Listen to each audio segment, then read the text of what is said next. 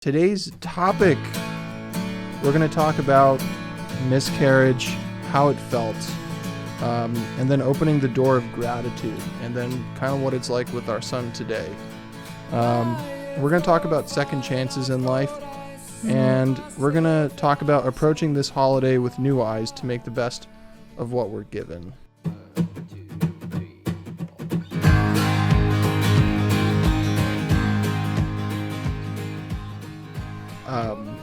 I don't know if I've ever asked you so point blank before, but how did you feel about our miscarriage? Oh man. It was surreal. I think I was in shock. I think it was like some aspects like traditional stages of grief, like you're in shock and then you get angry and then you eventually have to feel like the pain, you know? I remember being so excited that we were pregnant, but then I think every woman who is ready to have a baby or gets excited when they find out that they're pregnant and is emotionally like, yay, you have that that immediate trepidation of, okay, well, I just got to hunker down and I got to think and I got to monitor my emotions and I can't get too excited and I can't tell too many people and I can't do those things because the statistics, they say it's 1 in 4. I would argue that it's actually more than that. Because I've shared with you a lot that I did this virtual mom circle, and I'll obviously keep confidence and things like that. But now that the group has wrapped up and we've all continued to keep talking, a staggering amount of all of us, we're all in different parts of the world and there's only a handful of us that are continuing, and we all had miscarriages. And I think it's just this really open, vacant space of loneliness that no one really feels like they have the space to really talk about it. But yet when you open up and you tell someone, that you're pretty much always met with, oh, well, either my mom had one, my sister had one, I had one, I know someone who had one. And it suddenly feels a little less lonely, but the vulnerability it takes to get on the other side of that is just, some people aren't that brave. I remember just being just devastated. And I remember when it happened, we had had our ultrasound, literally the day before or day after Valentine's Day. And, the ultrasound technician said oh, I don't see anything, or I just see the sac or whatever. And, I don't see any heartbeat or anything like that, but you may just not be as far along as you thought. And I remember being so confused by that. And I remember being well, I don't understand. How could that be? You either count it from, the first day of your last period or you don't. I don't get it. And going into that weekend with just such anxiety of I wasn't feeling symptoms anymore. And now looking back on it, everything made so much more sense. But I really do think that, people need, when I talk, we love talking about God-given intuition. And looking back on it, I can see how I I shunned down that instinct of no, I need to get a second opinion, or we need to go make an appointment at the doctor's office. Something's up, something's not right, and not really listening to that. And not that would have changed the outcome. Maybe that's that fear and the control of worry that's clouding that. Well, if I had known, it would have been less painful. It's I don't really think it would have been any less painful. I remember feeling Can I adjust this a little bit for you? Yeah, sure. He's just adjusting my microphone. I remember wanting that baby so much, and I think I felt I had been appointed to a higher station by God in my life. You're just your daughter first, and then you're a sister or a friend or a girlfriend, and then you become fiance, and then you become a wife, and you become a mother, and that was like a really big title that I really, really wanted. And I felt like my body was serving a higher purpose. And then when we lost our baby, I felt like, well, do I matter? Like, what is my purpose? Like, who am I? Like, what even am I doing with my life? And I remember the first thing that we did after we went to that doctor's appointment, that painful doctor's appointment together, we went to Costco and I bought an industrial sized box of pads and a few bottles of wine and some granny underwear, and basically just took the rest of the week off just to lay on my couch and just watch Netflix and drink myself into a hole. And in hindsight, that probably wasn't the healthiest thing to do, but I'm also a big believer in, like, sometimes you just got to do what you got to do, and God works anyway. And I remember that Tuesday morning when everything started to happen, I was on my knees in our living room. You had already left for work, and I was on my knees in our living room crying to God, like, please don't do this. You know, like, I'll do anything. Please don't. And he said to me, like, I feel like I really heard him say, like, your control is going to be the thing that is never going to, that's, if you keep doing your life this way and you keep trying to control everything and you don't trust me, I can't give you all the things that you want if you don't let this go. Like, when are you going to let this go? And you can't control any of this. And, like, I want you to trust me, you know? And it was like, I was just really angry. I had 2 really close friends at the time who had viable pregnancies. And I think after the initial shock and grief, like, passed, I just went into this, like, massive hole of anger. And I was really resentful. And I distanced myself from those friendships and alienated myself. And I've made amends since to both of them. And they know that, and they know how much I love them. And that it was just coming from a place of I didn't know what to do. And you just kind of muck up and you pull yourself up by your boots, and, you know, you get mentally prepared to go to that baby shower, and then you're just waiting for that, you're holding your breath, waiting for that moment of, like, so when are you going to start a family? And you're like, do I laugh uncomfortably? Do I smile awkwardly? Do I just say, oh, well, you know, maybe in a year or whatever, oh, we're trying, or do you just let it out? And I just let it out, and it took all the air out of the room. But I was like, yeah, actually, I had a miscarriage in February. Thanks for asking. And I was so angry. But I think that was just my way of coping. And when we found out that we were pregnant with Luke, you know, you and I were like, okay, like, we made, like, a pact with each other that if there was any point where something felt off or something was weird or we were unsure about something, like, we wouldn't, like, no cost, no, like, money wasn't an object, like, we would go to the ER, we would make the appointment, we would go and, like, be relentless about making sure that we listened to those instincts a second time. And I'm glad that we did, you know, like, we only had, like, that one thing when we had a scare. We did, yeah. I was mad. Yeah, you were really mad at me. I was pissed. Yeah, you were so mad. You were traveling to San Francisco. You had a flight. You had a girls' weekend that had been planned prior to us getting pregnant and stuff. Yeah. And I begged you not to go. Yeah, you said there was a really bad storm watch that weekend, and you were like, and United was, like, canceling certain flights, and they were postponing them, and they were allowing people to cancel them. It was the kind of situation like you don't want Tom Hanks to get on that plane because it's going to result in Castaway. Yeah.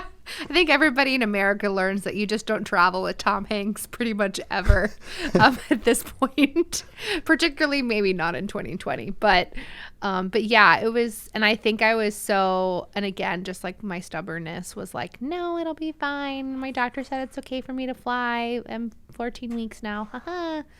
And we still hadn't told, like, everyone. And so I thought we would be fine. And then I got on that plane, and that landing was just brutal. And, you know, I remember being at my friend Melissa's house up in Sonoma, and I'm sitting on her couch, and all of a sudden I feel something, and I like this wash of anxiety and like this flooding of that emotion came back to me of like, oh my God, no, like this can't happen, like what's happening, like oh my gosh, and thankfully, I mean, even though I was still there and not home with you, in hindsight, like at least being with her and my other girlfriend, I'm gonna give them a shout out because I love them so much, but I have 2 girlfriends that I went to late junior high and high school with that are both named Melissa. And ironically, their last names were basically identical until one of them got married. And so I called them my Melissas. And anyway, I was with them that weekend. And one of the Melissas, she has 2 boys. And so she is like been such a rock through my pregnancy and postpartum. And in that moment, I like couldn't have been with like a second best person to just like hold my hand and be like, let's go to the ER. It's going to be okay. And you know, I had some bleeding and we did an ultrasound and they held me there for a while and they said, you know, we don't see any issues with your placenta. Everything looks healthy.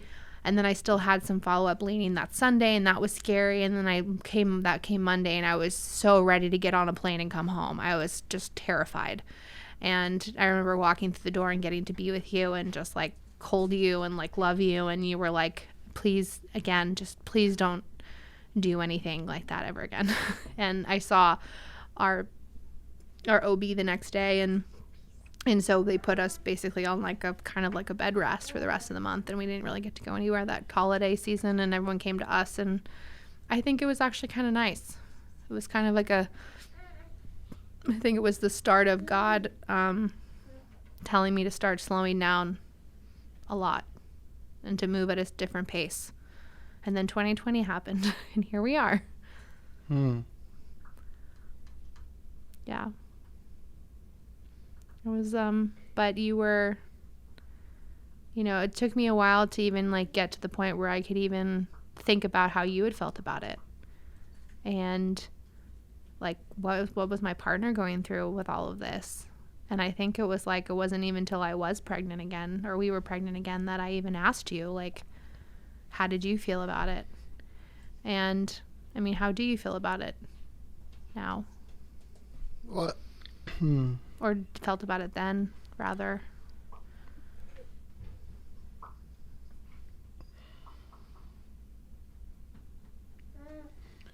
The real answer is that I was pretty much unaffected. Yeah. But I almost didn't even care about your feelings at the time. Yeah. Why do you think that is? I don't think we cared about each other's feelings. Mm-hmm. I mean, we were in a pretty, I would say, like in like the length of our marriage up into this point, I think that was probably like the beginning of like some really, really hard times for us. Honestly, I can't recall caring up to that point. And there were several things, transformative moments on my end, and God worked in both of our lives. Mm-hmm. To be clear, that is not the way that it is today. No. But that was the stormy time period. Right. I think in future episodes we will unpack that more, but we were given like this second chance. Yeah. And every day is this new second chance that we wake up with. Mm-hmm. That is totally different. We are totally different than those people that we're describing right now that didn't care about each other. Mm-hmm. And that drank 3 bottles of wine. And on my end, not caring about my wife or her feelings about a miscarriage. Yeah. I remember wondering if you felt, I don't want to use the word resentful, but I called my mom, obviously, and I had my mom come down, and then my dad was living in Texas at the time, and he pretty much got on a flight the next morning. And I always wondered if you resented me for, like, calling in my family to come be there and not just, like, falling into you. Oh, yeah. No, I 100%. But I don't think we were in that place where I could even be someone you could look to. I just wasn't that guy. You are now, though. I believe I'm that now. Yeah. And I believe I'm becoming the husband that you always wanted to marry. And you're the wife that I always wanted to marry. Thank you. To be clear, I don't think we even knew in the beginning what we were getting ourselves into. It's funny looking back. I thought I knew so much about what we were and who we are and what we were expecting of each other and all of those things. And then sitting here now, I'm like, what the heck? Like, well, on the outside, we'll get compliments. Oh, you guys are an emotionally healthy couple. Oh, you guys have great communication. Oh, you seem like great parents. Oh, your child seems really happy. Those things aren't accidents, people. There was a very real turning point. mm-hmm. Points. And I don't know. Someone just tried to come in. Oh, okay. From Euro Cafe. Stayla's here. Oh, okay. Nice. She's just popping by. Do you want to take her out? Do you want to just go say hi? She can meet Luke. Tell her I'll come say hi if she's going to be hanging out for a little while. We'll leave. Yeah, anyway. Sorry, squirrel. Well, sorry, back to our topic.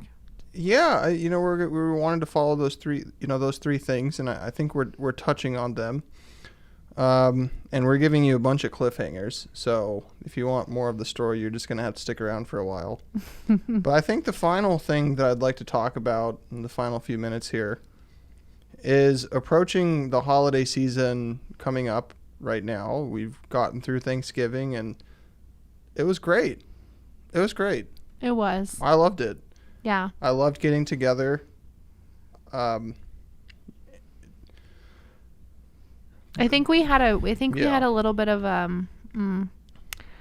always use this term like a case of the ass, and I'm sorry to use that word on our podcast, but I think we were having a little bit of like, I feel like a better word, we were having a little bit of a withholding, a little bit that, a lot of people feel like the arrival of our son has been like people's do-over or their second chance. Well, let me finish the question though. So okay, the sure, question, go ahead. The question is, how can people approach Christmas? Let's just look forward. Approach Christmas and New Year's with right. a heart of the second chance, and just making the best of what we have. Mm-hmm. I feel like we watched A Christmas Carol like a couple weeks ago. Like Ghost of Christmas Past, Present, and Future. This is the one with the Jim Carrey. Yeah. And it has very strange animation. It is odd, but that's what makes it so cool. And it's Robert Zemeckis, so it was very rich storytelling if you can get over the animation. Yeah, I mean Robert Zemeckis it was a piece of art. But I feel like that understanding of how things have been in the past, how things are right now, and how things can be in the future. But the future is based on the present, and looking at life and these choice moments as like what we're doing right now in the here and now will impact our future, because choices always, and free will and choices always dictate what comes next, I mean, I'm not going to debate like free will, coincidence, fate, whatever. But I think that, we, no matter what our circumstances are, like we get to be in those circumstances, like if you're, even if you aren't in the house that you want to be in, or you don't have the kind of, the exact food that you want to be having, or the exact everything that you want to be having, like be like, not to make it sound like a minimization, but be thankful for where you're at right now, because there was probably a time in your life when you were wanting what you had now. Like I remember when I was living in my like 500 square foot studio in Santa Ana by myself, with no air conditioning, with no parking spot, no dishwasher, I had like the crappiest fridge that they had like left in the unit that was like basically falling apart. And I just had like my stove and that crappy fridge. But I was so thankful for that 500 square foot space, like after moving from LA, because it was mine. It was my 500 square foot space. And I remember feeling like I would never be worthy of living in like the Irvine Company building, you know, the nice 2-bedroom with a partner, with a husband, you know, buying good food, buying no groceries. Like, you know, I was buying my groceries at Food for Less, you know, not that Food for Less is bad, but, you know, I was living off of a very tight budget at the time. And I dreamt of the day when I could like go to the farmer's market and, you know, buy organic and get those types of things. And I feel like life is all about perspective, and we get second chances every day. God is so good. The goodness of God is that we get second chances all the time. Like we got our second chance with Luke because we and our attitude is now adjusted so much more from a place of humility and love and all that, because we got to have a second chance to be the parents that we wanted, because we knew the pain of the loss from the beginning, you know. And I feel like that applies universally to anything. You know, you become grateful for your job when you lose a job. You become grateful for your car when you have to take it in for a repair that's really expensive. And you can see that in so many everyday situations. Well, I think we're going to go easy on our audience today, close out at right about this 20-minute mark. I can't wait to dig in even deeper. We wish you the best, especially as we approach these holidays, and we'll have a couple more episodes coming out before then. Yeah. So, you know, rate, give us a 5-star review, leave a review, leave a comment, subscribe, please, for the rest of the story. Yeah.